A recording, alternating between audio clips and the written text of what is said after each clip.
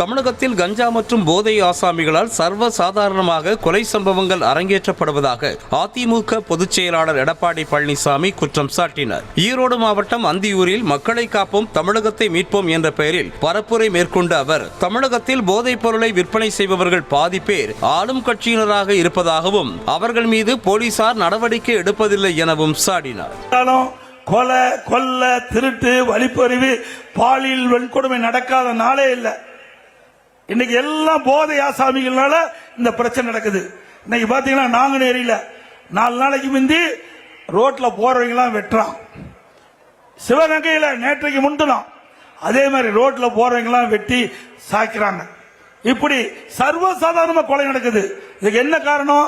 எல்லாம் கஞ்சா போதை ஆசாமிகள். இன்றைக்கு இந்த ஆட்சி வந்ததிலிருந்து இன்று வரை போதைப் பொருள் நடமாட்டத்தை தடுக்க முடியல. ஏன்னா பாதி பேர் அந்த போதைப் பொருள் விற்பனையில ஆளுங்கட்சி சேர்ந்தவர்கள் ஈடுபட்டு காரணத்தினால காவல்துறை அவர்களை கட்டுப்படுத்த முடியல.